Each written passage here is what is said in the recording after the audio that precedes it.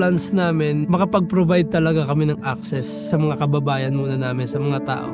Yung sa malalapit sa amin na lugar na malaman nila na, uy, may Web3 pala, may opportunity pala dito sa space na to. We are working in closely related communities.